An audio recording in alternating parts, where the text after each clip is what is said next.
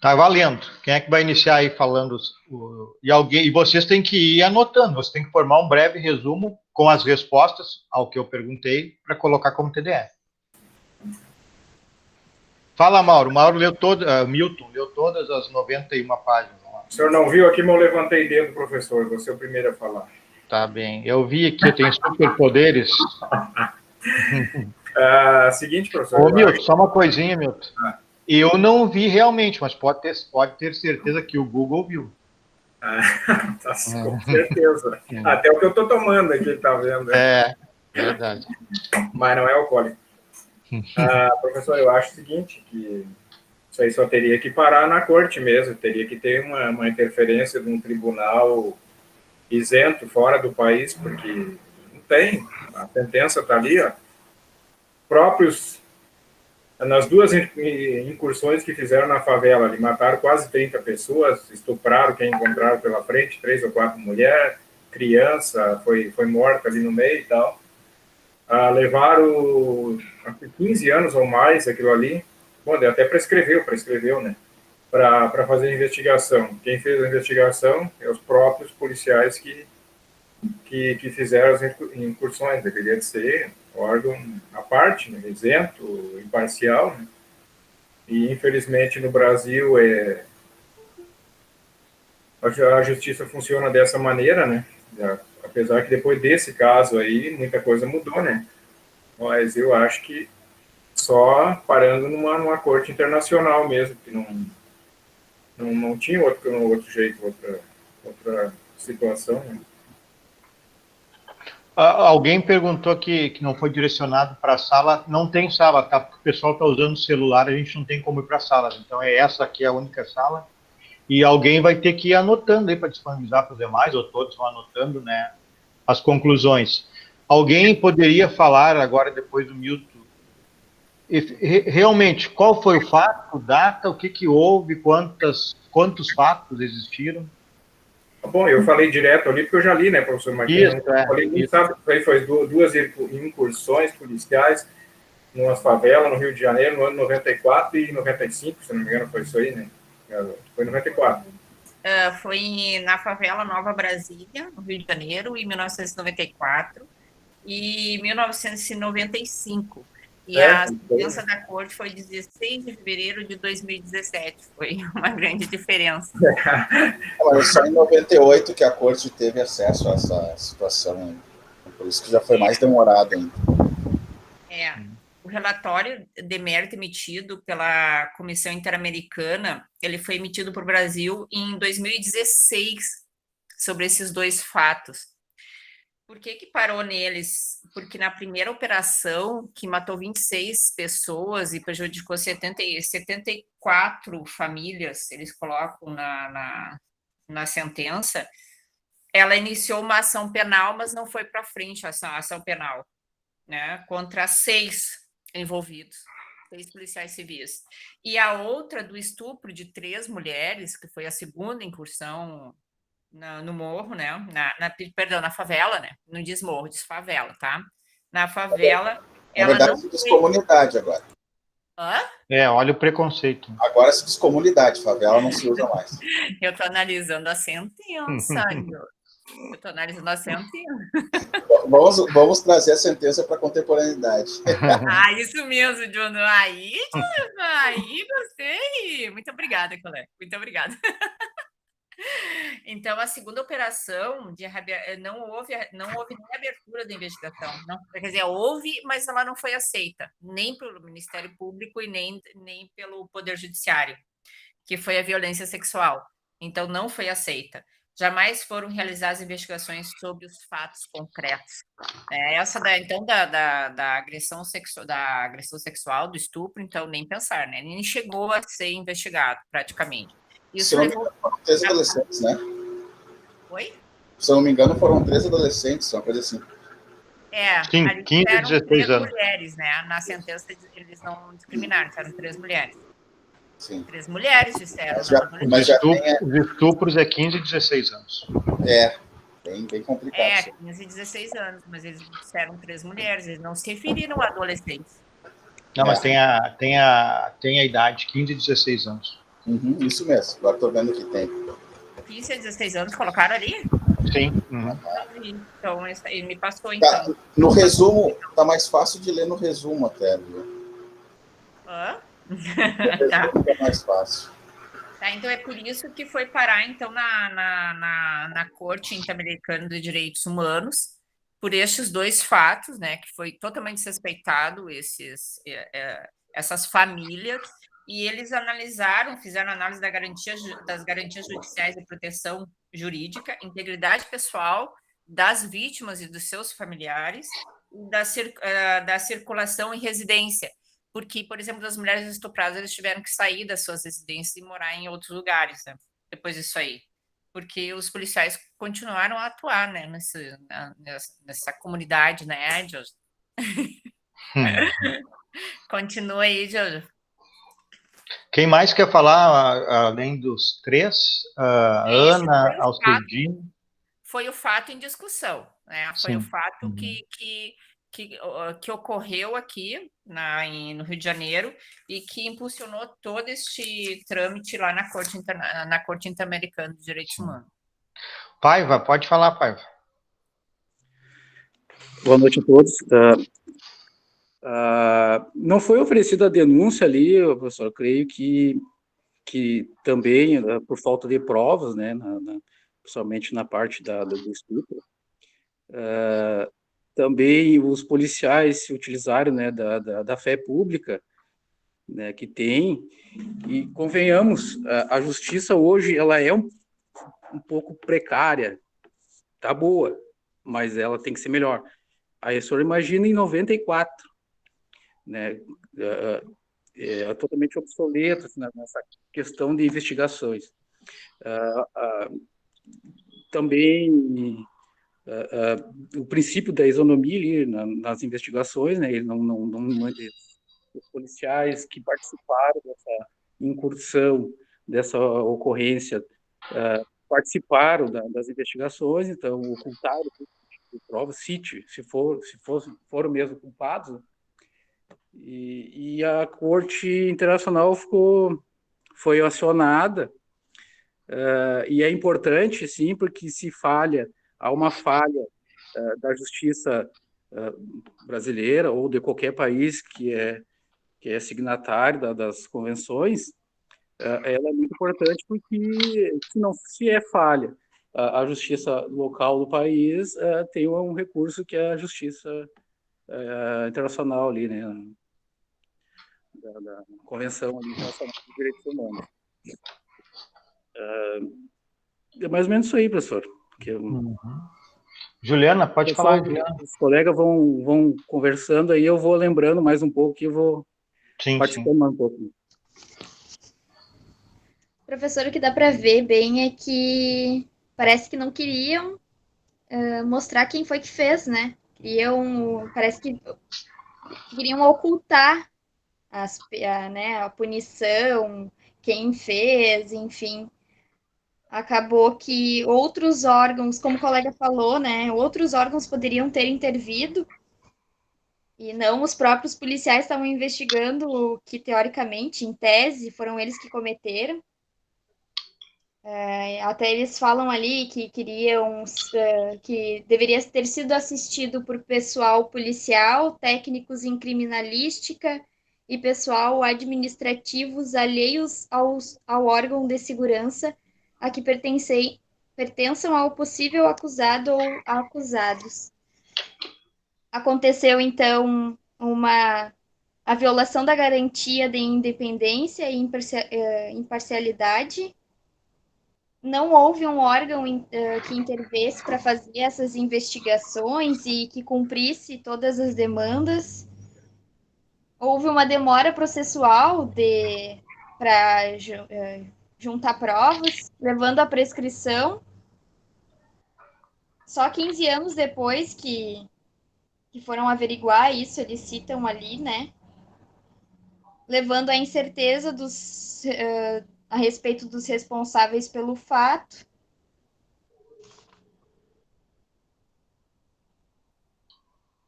Aí a corte concluiu que o Estado violou as garantias judiciais. Ah, isso a colega já falou também, né? As garantias judiciais e também a violação dos direitos humanos com relação ao artigo 1.1 dos mesmos instrumentos do prejuízo das 74 famílias.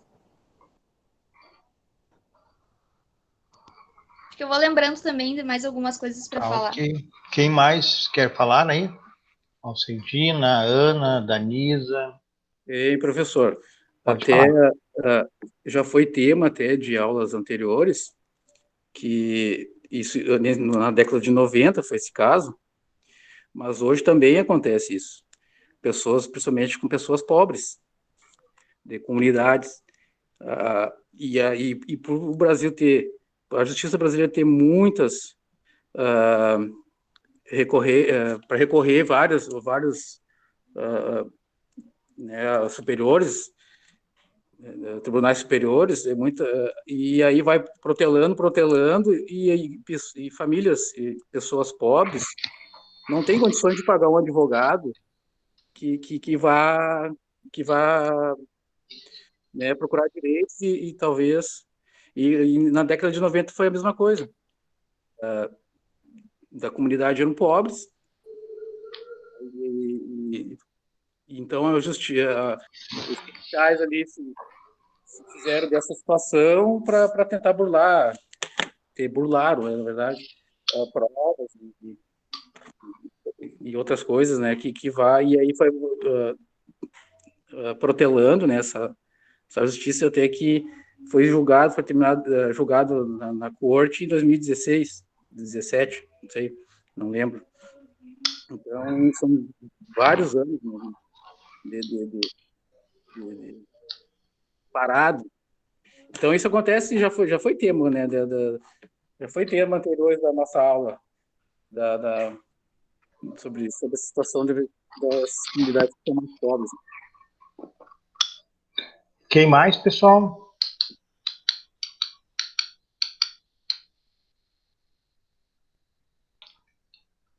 A gente tem que... Agora, aproveitando, se não me engano, uma das tuas perguntas, professor, é sobre se deveria ter ido para a Corte Interamericana dos Direitos Humanos e se isso realmente foi relevante, né? Seria mais ou menos isso, né? Eu acredito que, como os colegas já explicaram, para não ficar repetindo mais do mesmo, como o nosso Estado acabou passando a mão por cima, vamos dizer assim, dos fatos, e até mesmo de certas investigações, se realmente houveram ou não essas atrocidades, vamos dizer assim. Eu até estou começando a fazer um breve resumo que realmente a constituição de uma Corte Interamericana dos Direitos Humanos, ela é muito importante, porque é um órgão externo, claro, como muitos dizem, existe a soberania do Estado, porém é um órgão externo que há todo um estudo, há toda uma eleição, né, tem toda aquela situação de internalizar esses tipos de convenções. Porém, vamos lembrar então de uma situação, a Lei Maria da Penha. Por que ela foi internalizada no nosso país? Porque o nosso país, houve um processo e o nosso país foi condenado a realizar uma lei que protegesse as nossas mulheres das violências, ou sofreriam sanções econômicas.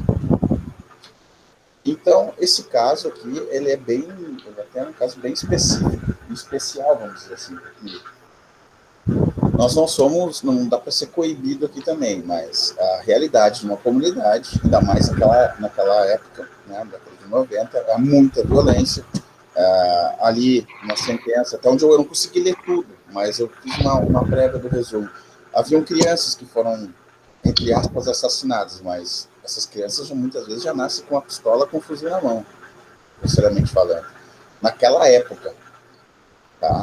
Então, se realmente houve abuso, com certeza houve abuso da polícia, isso nós sabemos. Sempre, ainda mais nessas regiões, assim, sempre vai haver algum tipo de abuso. E é para isso que entra a Corte Interamericana dos Direitos Humanos, para salvaguardar os direitos constitucionais, não somente do país, mas também todos os direitos humanos de todos os cidadãos do mundo. Então, eu acredito que é um órgão muito importante, que realmente pode fazer a diferença, aliás, faz a diferença, né? Tanto que só para né, continuar a situação, a Lei Maria da Penha, ela foi uma vitória muito importante para nossas mulheres no nosso país. Então, foi oriunda de uma situação externa.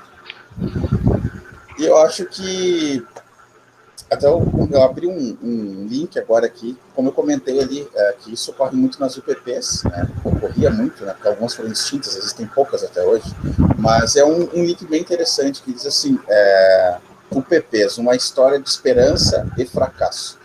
Eu acredito que houve a esperança enquanto a polícia está entrando na comunidade, a coisa vai melhorar, só que não foi bem assim.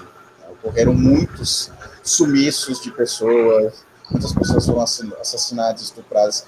Claro, tem que ter prova, mas no tempo das UPPs já existiam mais telefones com câmeras, já podiam filmar, fotografar, né? Mas nessa década de 90, eu tenho certeza que a corte deveria ter sido acionada muito antes para resolver essa situação, porque foi em 2017 a sentença. Então, se não me engano, a colega falou 14, 15 anos depois. Então, 73 ou 76 famílias sofrem até hoje, pode ter certeza.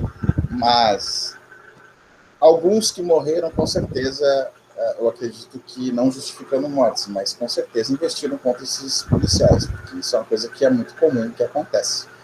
Mas o problema, eu acho que está já institucional no nosso país.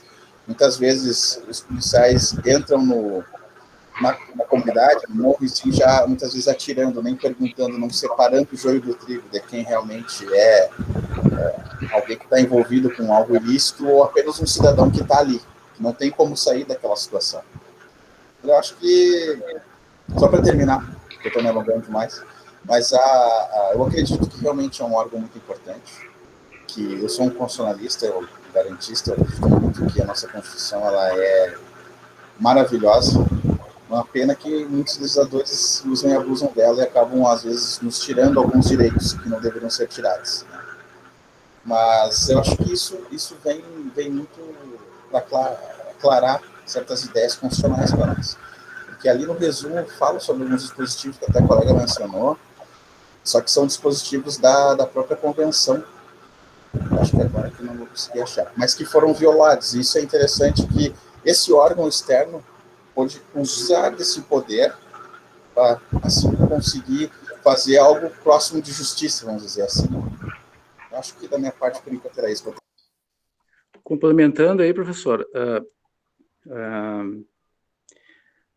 94 ali é recente, a Constituição nossa era 6 anos de Constituição, né? Então, muitos policiais faziam já isso antes, no tempo da ditadura. Então, já tava na mente deles que aquilo ali era normal para eles também. Então, se houve, né, esse excesso, né? Então, tem mais esse detalhe aí também, né? Já vem de uma cultura ditatorial, né? Deixa eu fazer uma observação, daí a Luciane quer falar. Todos que estão nessa sala têm que ter em mente uma coisa: a corte não condenou nenhum policial. Nós não estamos fazendo juízo se houve ou não houve os fatos narrados pelas vítimas. Nós estamos discutindo por que esta situação chegou na corte, e foi porque o Estado brasileiro não investigou, não abriu inquérito, não fez andar processo, e prescreveu sem fazer andar processo. Então, na realidade, o Estado brasileiro não deu o mínimo de atenção para essa situação, que seria investigar. Mas por que o Estado não investigou, né? Então, aí reside a importância dessa discussão, porque da existência e da oportunidade, ser boa ou não, de tratados e institutos como este. Pode falar, Luciane. Professor, eu iria falar dos resultados mesmo da sentença, poderia se dizer assim, que seria o tratamento de saúde, então, para psicológico, de saúde mesmo nos hospitais, atendimento dessas famílias, dos filhos, das esposas, dos parentes que viram e tal. psiquiátrico, psicológico. O Brasil teria que efetuar isso. Esse é o resultado, então, da sentença, né? O ato público de responsabilização do Estado brasileiro, inclusive colocando a placa com o nome, tipo, de uma homenagem lá na comunidade. Iniciar ou reativar uma investigação eficaz, o que não houve. Eles não colocaram como prisão policiais, eles deram esses itens para serem cumpridos. Um relatório anual de quando houvesse isso, dos mortos, que chegasse mais rápido a uma solução, uma listagem, porque o que houve também, lá no início, e que teve exceção preliminar, inclusive, do Brasil, é que houve uma listagem generalizada, eles não sabiam o nome direito das pessoas, e com isso eles disseram que teriam que ter um relatório anual. Uma investigação desses órgãos diferentes, que às vezes diferente do órgão policial, por exemplo, o órgão policial vai ser investigado pelo próprio órgão policial, tem que ser investigado ou pelo Ministério Público ou pelo Poder Judiciário. Assim eles colocaram. Redução da letalidade da violência policial através de treinamentos, né, de outros fatores determinantes também pelo próprio Estado, mas eles teriam que apresentar isso, tá? Teriam que apresentar isso lá. Atendimento às mulheres vítimas de estupro. Isso é bem importante. Lá eles determinaram que teria que ter. Conceito de oposição ou resistência abolido. Sabe por que isso de oposição? Essas duas palavrinhas. Porque lá, quando houve essas mortes dessas 26 pessoas, eles registraram lá como resistência à prisão, resultando na morte dos opositores. Assim que eles colocaram. Isso é uma prática até hoje. Eles colocaram. E aí, lá, como resultado, eles colocaram, então, que deveria ser o conceito de oposição à resistência abolido, não poderia mais aparecer. Tá? Pagar a quantia fixada na sentença, reembolso, então, essas famílias, reembolso, e custos também, e gastos. Houve custos e gastos para os advogados, famílias, etc. Restituir ao Fundo de Assistência Jurídica de Vítimas da Corte Interamericana de Direitos Humanos, quantia desembolsada durante a tramitação do presente caso. Isso aí, então, são o que surtiu essa notificação e essa sentença no geral. Apresentação de relatório a partir de 1 ano da sentença. Então, o Brasil teve que fazer um relatório de todos esses itens, o que ele cumpriu, o que ele não cumpriu, a partir de 1 ano da sentença. Então, caindo a sentença, 1 ano ele já tem que ter os relatórios, sabendo o que eles fizeram, o que eles cumpriram com as determinações da corte. Foram esses os resultados que vieram a restabelecer, então, os direitos humanos dessas vítimas, né, que não houve consequência aqui no Brasil. Tá bem, deixa eu ver aqui. Quem mais vai falar aí? Alcedina, Ana, Carla, Danisa e Rudinei. Alguém mais de vocês? Fala, Alcedina. Pode falar. Não estamos lhe ouvindo. A senhora está com o microfone aberto, eu acho. Está mostrando aqui aberto. Tá, agora acho que vai dar. Ainda não lhe ouvimos. Não é problema no fone, será, dona Alcedina? Pode, pois é. Ah, agora deu certo. Deu? Pode falar. Não, Deu, assim, pode falar. Eu tentei, eu já te falei que eu estou passando por uma fase difícil de saúde, né? Mas eu tentei ler bastante hoje, li toda a tarde, ontem, hoje, e aí agora eu estava lendo só sobre, eu estava pensando aqui comigo, anotando, eu não estou assim em boas condições, nem para pensar, mas estou tentando. Aí eu não sei se eu estou enganada, mas aí, ao invés de uma sentença, pelo que eu entendi, a colega estava lendo também, eu acho que a corte estabeleceu não bem uma sentença, mas uma forma, como diz ali, de reparação. Foi isso que eu entendi, professora? Eu não sei. indicando vários itens, né, que deveriam ser colocados em prática para reparar esses danos que foram cometidos pelos policiais no Brasil, né? Eu não sei, eu tô meio assim, não tô conseguindo muito, mas o que eu entendi, eu li, bem difícil, não, Mas mas é isso mesmo, Cid. eu acho que assim, ao invés de dizer, vocês vão fazer isso, não isso, mas uma pena maior, né? Aí então, ai, meu Deus. Ai, a outra aqui furiosa na janela.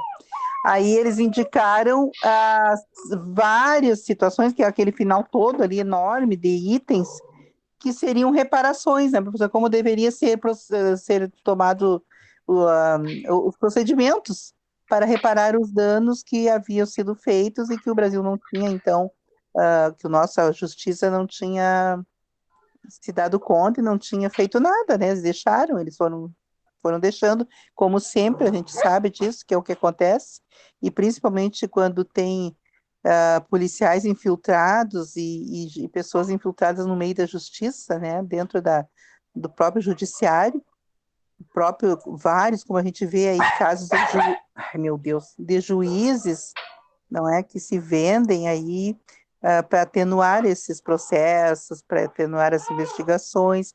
Eu acredito que foi por esse fato que a gente precisou, que acabou a interferência da corte, né?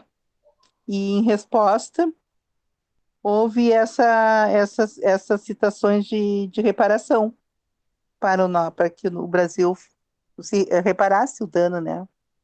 É mais ou menos o que eu entendi. Ok. Alguém mais quer falar? Senão eu vou fazer algumas observações. Tá bom. Essa incursão, né, professor, eu estava olhando algumas notícias da época, essa incursão teve uma motivação por busca de carros roubados, drogas, né, e que dias antes dessa incursão lá, os traficantes metralharam uma delegacia, se não me engano, na região lá. E aí foi onde foi essa motivação aí dessa incursão, em 94. Inclusive, Bom, oi, pode falar. Inclusive, eles usaram ali, né, que a concepção prévia de que as vítimas haviam morrido em consequência de suas próprias ações. Eles chegam a citar isso. Sim. Professor, eu fiz um resumo assim, deixa eu mostrar aqui. Deixa eu ligar minha câmera. Ai, não sei como vira. Eu acabei escrevendo na sentença, eu imprimi e fiz várias observações. Eu não sei de quais as perguntas que o senhor fez que ficou sem resposta. Alguma específica? Não, coloca lá o resumo que tu fez depois no TDE lá que eu vou lançar e tá ok. Tá bem. Tá. Bom, pessoal, algumas observações sobre essa sentença. Em primeiro lugar, né, nós tivemos uma aula com o professor Sérgio para entender o mecanismo de proteção aos direitos fundamentais no continente americano. Nós temos, então, para quem não recorda, inicialmente a comissão e depois a corte. E para se chegar à comissão, como ela tem caráter subsidiário, primeiramente tem que ser empregados os recursos no Brasil. No caso, a gente está falando do Brasil, qualquer país, nós estamos falando do Brasil.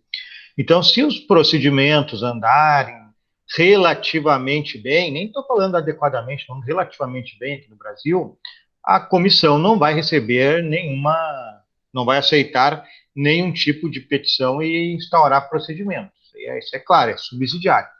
Agora, quando há esses problemas tão graves, de anos aí, tem 15 anos esse caso, aquele outro que eu coloquei para você, se eu não me engano, é mais de 20 anos, que tem lá da Bahia, né? O caso da Damião Ximenes foi mais de 5 anos, sem nenhuma ação do Estado, né? Aí sim, a primeira comissão recebe, ela tenta compor a situação sem processo judicial, como foi o caso da Maria da Penha. A Maria da Penha, a comissão recebeu a denúncia da Maria da Penha e ela conseguiu compor a situação com o Brasil. Foi criada a Lei Maria da Penha e outras solicitações atendidas provenientes da comissão, e aí não virou processo na corte. E quando a comissão não consegue compor a situação com o Estado, no caso o Estado brasileiro, aí nós teremos o encaminhamento da comissão para a corte. Aí a corte julga e condena. Né? Assim que funciona. No caso da condenação, como a Alcindina falou, e vocês devem ter notado, alguns falaram também, a condenação não é do sujeito se matou, não matou, se estuprou, não estuprou. A condenação é ao Estado brasileiro por não ter tomado as atitudes adequadas num período minimamente razoável. Não estou falando em período bom aqui, num período até extenso, né, mas que tenha tomado as atitudes necessárias. E outras coisas que eu fui pegando da conversa de vocês, por exemplo, se a gente quer uma sociedade séria, com direitos para as pessoas, para o cidadão, com direitos também para aqueles que estão sendo investigados, que todos podem ser investigados. No final, eu vou dar um exemplo que eu li hoje, que é muito suspeito. A importância, né, do que a corte fala ali da investigação desses órgãos. Como é que o órgão que pratica o ato delituoso vai investigar o próprio órgão, vai investigar o próprio órgão? Isso não vai dar certo, pessoal. Por mais isento que seja, e eu trabalhei em corregedoria, por mais isento que seja, em algum momento vai dar problema, vai dar estresse e não vai ser feita a coisa certa. Então é muito mais isento, muito mais interessante para a cidadania que existam corregedorias à parte, né, nas polícias, no Ministério Público, Judiciário, onde quer que seja, que existam corregedorias à parte, que sejam isentas, ou no mínimo corregedorias com componentes múltiplos de outros órgãos em conjunto, né, pessoal? No mínimo. É uma recomendação e é certo, senão não é sério isso, não adianta, né? O órgão investigar o próprio órgão. Isso aí, em algum momento, vai dar erro nessa situação. Essa sentença também, essa incursão, né, contando com estupro, contando com homicídios de pessoas que não eram envolvidas nas acusações, e mesmo que fossem envolvidas, não poderiam ser assim tratadas, né, leva assim, não estou analisando o mérito, nem me posicionando, mas só lembro de um caso para vocês, porque eu não li a sentença do Fachin, então não estou analisando o mérito, só estou dando o exemplo, do caso João Marcelo, eu acho que é alguma coisa assim, da polícia que ingressou agora, esse ano, numa casa, fuzilou uma criança, parece que é mais de 20 tiros, se eu não estou enganada, não lembro bem. E aí o Fachin determinou que as incursões das favelas deveriam ser muito bem organizadas, com autorização, não sei o que mais. E foi alvo de muitas críticas, né? Como que ele vai tolher o trabalho policial? Não estou entrando no mérito, não sei o que ele escreveu na sentença, mas faz a gente pensar, né? Faz a gente pensar. Tem que ter controle. O Estado, como eu disse para vocês na outra aula, ele atropela, não quer nem saber. Então tem que ter controle dessas situações, porque as pessoas fragilizadas são alvo. Um exemplo que eu vou dar para vocês, e eu nem estou criticando aqui o trabalho policial, não vejo como ser diferente, mas o ingresso numa favela, o ingresso numa vila em Cachoeira do Sul, sempre vai ser diferente da abordagem num bairro nobre. E não estou criticando o trabalho porque tem que ser assim, né? No bairro nobre, a expectativa de violência é muito menor do que num bairro com beligerância. Mas tem pessoas inocentes que acabam ingressando nessa situação, né? Então, da comissão e da corte já falei, são subsidiárias, só vai à comissão as petições que podem, isso é importante, as petições podem ser individuais, não precisa ser do Estado. Nos antigos ordenamentos de direitos humanos, o Estado tinha que autorizar a vítima ou o representante da vítima a ingressar com uma petição nas comissões, nas cortes. De que adiantaria isso, né? Então, essa nossa convenção, não. Se eu sou vítima, sou lá representante da Maria da Penha, faz 15, 12 anos que não ando, 10 anos que não ando o processo, que não se investiga. Então, eu, como representante da Maria da Penha, posso ir até a comissão. É assim que funciona agora, né? Porque um grande problema que ninguém pensa, e um dia eu fui perguntado numa aula da especialização em educação para os direitos humanos, e na hora também não pensei, fui pensar depois com as minhas leituras, qual um grande direito que nós temos hoje na Constituição Federal, né? Eu vejo como um grande direito o direito de petição, de pedir aos órgãos públicos. Porque hoje eu posso chegar num órgão policial, num órgão político, fazer um pedido e eles são obrigados a me dar a resposta, né? Antes nós não tínhamos esse direito. Então, as pessoas desassistidas, imagina se nesse caso, de vários exemplos que eu vou dar para vocês, não tivesse o direito a recorrer a essa comissão, não tivesse o direito de petição. Nós ficamos desassistidos porque o Estado, como eu disse, é forte e atropela. A questão do auto de resistência, pessoal, isso funciona até hoje no Rio de Janeiro, e um dos motivos, além de maquiar, né, a situação, de tentar inverter a situação, quando é um delito efetivado pelo policial, não, nem sempre é, né? Falando nesses casos, é porque não entra na estatística. Então, não entra lá morte praticada por policial. Não, é auto de resistência. Então, não entra. Então, nós teremos um número bem abaixo das ocorrências letais praticadas por policiais, porque um dos fatores que medem a eficiência dos direitos fundamentais das pessoas são as mortes praticadas por policiais. Esse é um indicador, né? Então, o auto de resistência, ele maquia essa situação. Também, como eu já disse, a comissão e a corte são subsidiárias, então não é assim o caso simplesmente do processo demorar 5, 10 anos, porque não tem muito recurso no Brasil, não é esse o caso, né? Se estiver andando, os recursos estiverem tendo andamento, não é motivo para encaminhar à corte. Recorreu e está parado há 10 anos, aí é motivo para encaminhar à comissão, claro, né? Nós tivemos alguns casos que o Brasil foi réu, né? Maria da Penha, não houve condenação porque o Brasil acatou as orientações da comissão, aí a comissão não encaminhou à corte. Nós temos o caso da Damião Ximenes, que é um indivíduo que foi... Dia desses ainda eu vi uma reportagem na TV sobre isso. Aí em Alagoas, se eu não estou enganado, o Damião Ximenes sofria de problemas mentais, ele foi encaminhado ao hospital psiquiátrico e no dia seguinte apareceu morto. Ninguém deu explicação para a família, ninguém sabia por quê, e nunca foi instaurada uma investigação. Então, depois de, se eu não estou equivocado, 5 anos, se foi denunciado na comissão e parou na corte e o Brasil foi condenado. Tem o caso da lei de anistia no Brasil, que o Brasil foi condenado também, porque a lei de anistia não compactua com a ideia da corte.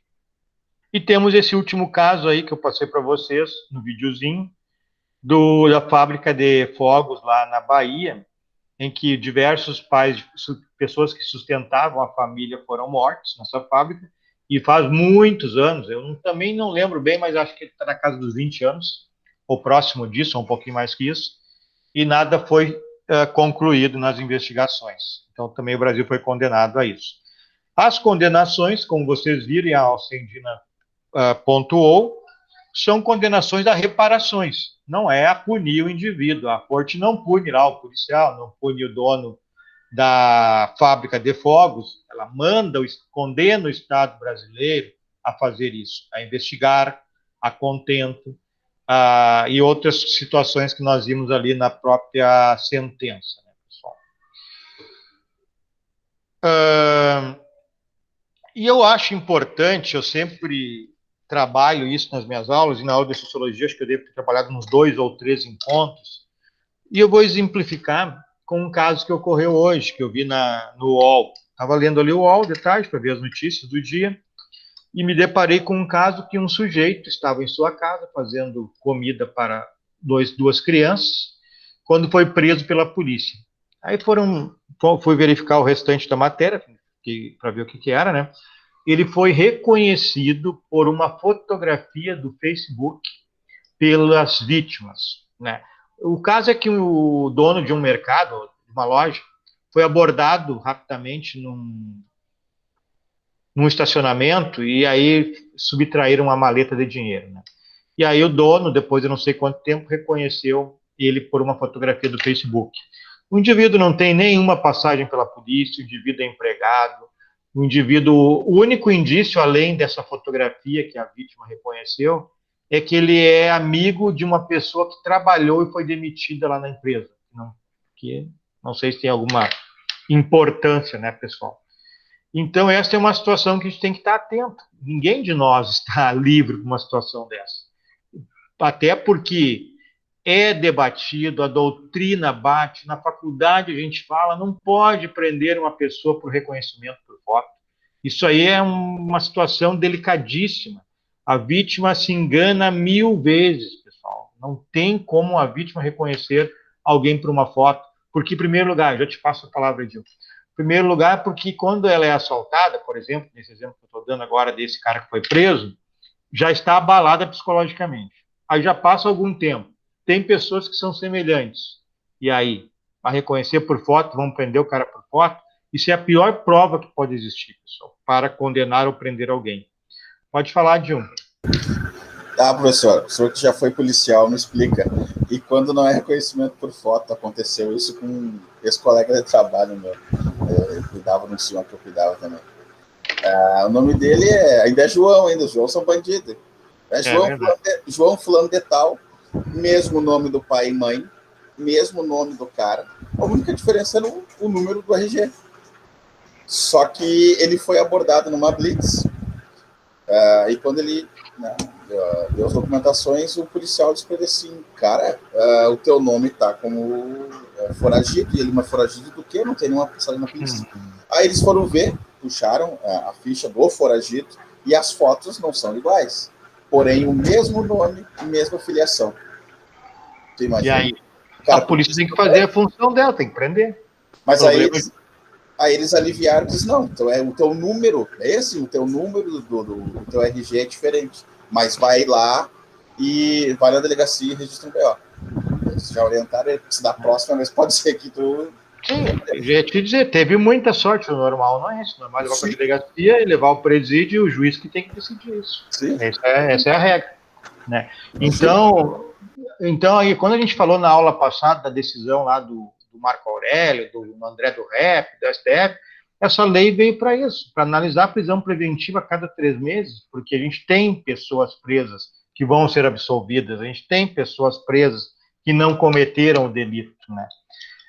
Aí hoje tem mais um exemplo desse do UOL, esse caso aí, não estou dizendo que ele não cometeu, mas a probabilidade é grande, né? Por que não deixar o indivíduo responder em liberdade? Está trabalhando, tem família, estava em casa, tem residência fixa.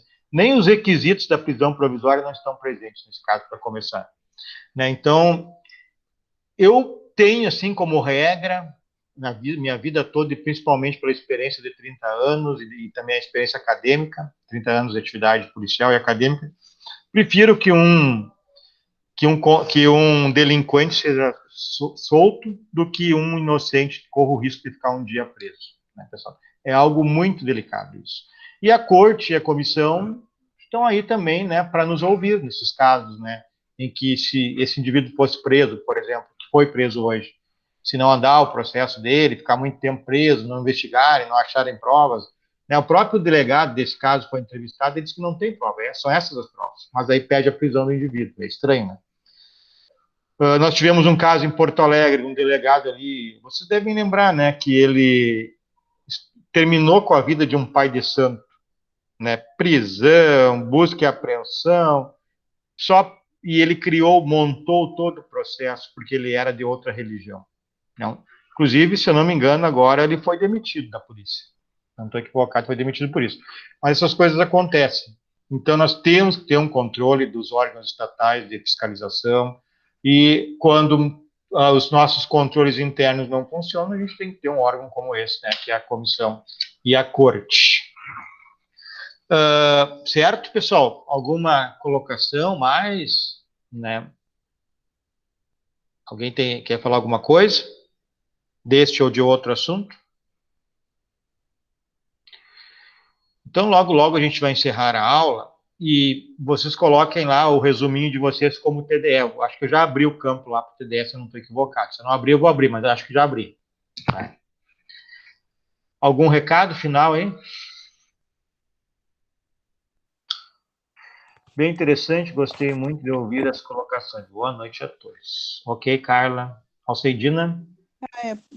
Também, professor, consegui, acho que, entender melhor. Já fiz uma parte do meu resumo, vou tentar colocar Tá.